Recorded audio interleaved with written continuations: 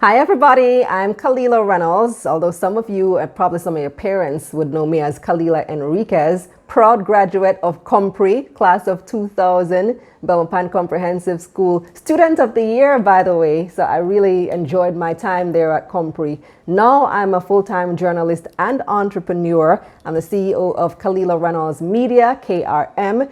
I've been a journalist for a long time. I started right there in Belize. Started working first at More FM there in Belmopan when it used to be in Belmopan. I don't probably not even remember that. And then move over to Creme Radio, where I used to co-host the WUB morning show with Mose and radio and TV. And then I came to Jamaica back in 2008. Started working in several media houses here, CVM Television, RE TV. Right now, well, my last job was at Nationwide News Network, where I co-hosted a morning show and was the business and finance editor there. And then that kind of just transitioned into me launching my own media company, Kalilah Reynolds Media, which specializes in business and finance and making those things easy to understand. So we're going to talk about a couple of things today, not just about being a journalist, but also starting a media business. So being an entrepreneur is an option that's open to you as well. So educational requirements. So ideally, you would want to have a degree in journalism. I studied at Compre. I actually was in Fort Science. Would you believe it? I did bio and physics. Didn't do chemistry because I wanted to do lit, English literature, which turned out to be really important to what I do now. I also took history. Another very important thing, if you want to be a journalist, you've got to know what has happened in the past and how we can learn from that. You have to have that background. And you generally have to have a real interest in current affairs as well. So that's what I did at Compre. Then I went to SJCJC and I studied, well, I did a general studies with a major in English literature as well. From there, I went on to Fordham University in New York, where I did a degree in journalism, communication studies, concentration journalism.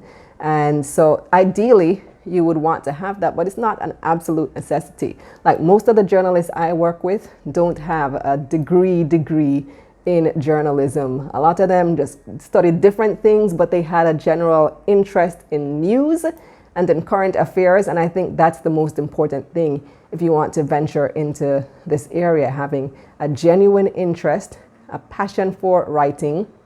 And I find that a lot of journalists also go into it because they like the writing side, they like the English language side, they like telling stories in general, and they shy away from the numbers side. And that's what I want to focus a little bit on too, because I have been specializing in business and finance journalism and even news on the economy and so on, which requires numbers. And one of the reasons I got into it, I was kind of thrown into it, is because nobody else wanted to do it. Nobody else liked the numbers. Well, hey, I got a grade 1 CXC in CXC math in third form.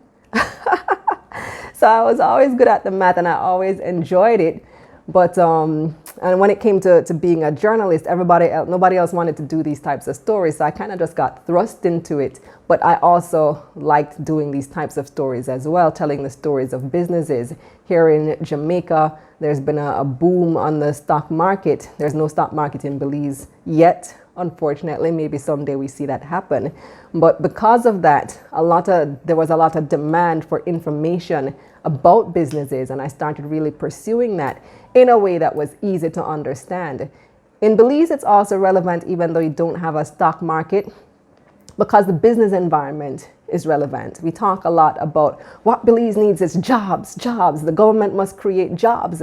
The government isn't necessarily there to create jobs. They're there to facilitate jobs. Who creates jobs but businesses? So they need to facilitate the business environment so that businesses can create jobs. And that's one thing that I am very pleased that I have been able to do over the past few months since I've launched KRM, is employ people. We now have 2 full-time staff and several part-time staff as well as freelancers. And we're growing and we're just a few months old. So imagine in a few years what we will be able to do. Now, being an entrepreneur, the requirements are a lot different than being a journalist. I have no formal training in entrepreneurship or business, but I think it's something that's the same way you can learn journalism on the job, you can learn various elements of being an entrepreneur, being a business leader, a business person on the job as you go along. It would be ideal to have formal training in it, but it's not 100% necessary. I think everybody should have training in business because no matter what you do, it's important. You need to know to manage your personal finances, first of all. And then second of all, any career can also be a business. Even if you're studying law or if you want to study medicine, both of those professions, when you get to the top of your game, you can open your own legal practice, or you can open your own private medical practice. Those are businesses. And it doesn't matter how good of a lawyer you are or how good of a doctor you are, if you don't know the business end, how to manage that business, it's gonna fail. People will come to you, yes, and you'll be working 24/7 and the money just goes in and goes out, and the business isn't thriving because you're not managing the business end properly. So people really need to be aware of that. So what are some of the personal traits you need? Like I said, a natural curiosity about whatever is happening. I have my dad has been a trade unionist all his life, even though he is now in the private sector. He's a former president of a public service union. You might still see him on TV from time to time. Hubert Enriquez, that's my dad. And so I grew up with a natural interest in politics and current affairs and the news and that type of thing. And combining that with my love for writing, gave me the career of journalism. But I also, from a young age, was entrepreneurial as well. My mom always says that I used to, cut up mango and sell it at school. I also started a newspaper at Compre called Where It Go On. I was in third form, either third or fourth form when I started this newspaper. And we actually had advertising in the newspaper. So our newspaper was profitable. We had advertising, I remember, from Angela's Press at the time. And we also, we made money from sales of the newspaper. We made money from taking requests, because that was a very popular thing at the time, that you'd have people printing requests to boyfriend and girlfriend in the newspaper. And so we would make money that way. So I had a media business from high school, and now it's just come full circle. Now, benefits and challenges of this profession. One of the benefits is that you will get to be very well known. A lot of people will see your face all over TV, or you hear your voice all over radio. If you're in broadcasting, if you're in print, you're a little bit more anonymous. But people will come to know you, and you'll get to know a whole lot of people. You'll get to interview prime ministers and politicians, and everybody from the garbage man to the biggest CEO. You will become very well known, and you'll get to make a lot of links that you can later leverage in your personal life or your professional life for whatever reason. Certainly has helped me in establishing myself as an entrepreneur. Challenges of the profession. Oh, and you also get to know stuff first. If you're the type of person who likes to just always be in the know, always have the information, always have the knowledge, that's definitely one of the benefits. Challenges of the profession. Gosh, there are so many, starting with low pay. Unfortunately, if you're going into journalism to get rich, don't, because you will not get rich working in media. Definitely not in Belize, not here in Jamaica either. Maybe if you work in the States and you get to be on like Good Morning America and one of those big shows, those brand name news anchors do make a lot of money. But generally speaking, here in the Caribbean, pay is a very serious issue for media workers and journalists. A lot of people, they work on the radio their whole lives. You grow up with this person and they've been on there every single day. They're on the radio and they're a bona fide celebrity, and then they die penniless. And it's really sad. It's really unfortunate that is one of the main challenges of the profession. I hope to change that with my staff, trying to offer adequate compensation. Another challenge, you could be sometimes potentially in danger. So I remember early in my career in Jamaica, the Tivoli incursion happened. I don't know how many of you are familiar with that. That was in 2010. The security forces, that's the military. The US government wanted this drug kingpin named Christopher Dudus Coke. And the Jamaican military was sent in to get him. Now, if you understand how Jamaican garrisons, is what they call them, are set up, they are very fiercely protected, gunmen protecting this man, and Dudus had called in his people from all over the country, and they decided that he was not going to turn himself in, and they were going to protect this man. The military went in, and it was a whole big thing, made international headlines. And guess who was one of the reporters covering that? Little old me. And there were gunshots flying nearby. I remember it was quite the experience. It's something that I will never forget. A lot of my media colleagues, the same thing. They had never experienced anything like that, but it's, it makes for compelling storytelling for those of us who are brave enough to do it. We take on the challenge. We didn't expect that would have happened at the time. Like where we were standing, we thought we were in a safe zone. But things like this do happen. You see, you may encounter terrible things. Like I've seen quite a number of bodies, unfortunately. You go to motor vehicle accident sites and you see somebody decapitated on the road. It really reeks at the soul. And it's one of the reasons, too, that I kind of transitioned from that type of journalism into business and finance journalism. I just kind of got tired of reporting on that type of story. But for some people, it can also be very fulfilling, because these stories also do need to be told. Who was this person?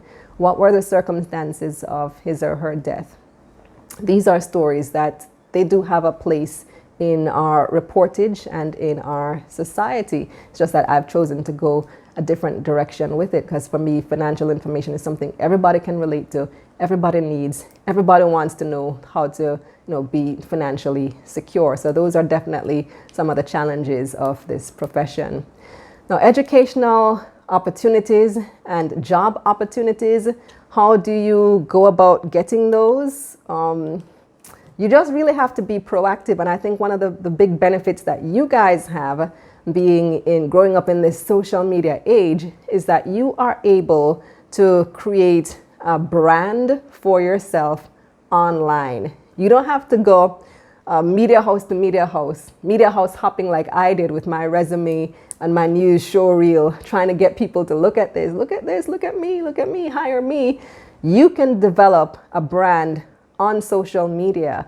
I see there are a few journalists in Belize who've been doing it. I see, for example, Ronisha Gentle. She was at Channel 7. I don't know if she's still there, but she's now launched, what is it called? On a Personal Note, or the gentle Note, something like that. And she has this Instagram series that she's been doing. So you can do stuff like that online, and that will get you noticed. So if I see a young person taking that type of initiative and putting that content out there on a consistent basis, and I'm now looking for a new journalist for my organization, guess where my mind is gonna go to immediately? Of course, you have to put in the work to build up that audience, but you have a tremendous opportunity to be able to put yourself out there in a way that my generation didn't. So, and that's really how I've built my media business now. So I've been able to transition from traditional media to digital media, because my company is all digital. Everything is on my website, KalilahReynolds.com, and on YouTube and on Instagram, as opposed to if I was to try to open a radio station or a TV station. Imagine the investment that would require. I would need, tens of thousands of Belize dollars, hundreds of thousands of dollars. If we're talking Jamaican dollars, definitely millions. You have to buy the broadcast tower. You need all this equipment. You need so many different things that cost a lot of money. But in this day and age, you can put content out there very low cost. Just use your smartphone, so you don't need a professional camera. You don't need, and that's how I started too. I started literally my first show, Money Mondays JA, on my cell phone, put it out there on Instagram, and we've grown to this point where we now have a makeshift studio. This is my living room, but we use it as a studio. Eventually, I do want to have a professional studio. We have lights, we have cameras, we have microphones, professional audio, we have editors, and that sort of thing. But you start where you are, and you develop as you go. So I think these are all things that you should consider if you want to be a journalist, if you want to be an entrepreneur, if you want to start a media business. I wish you all the best on your journey. Happy Career Week, Compre. And as I always say, let's get this money. Let's get this money.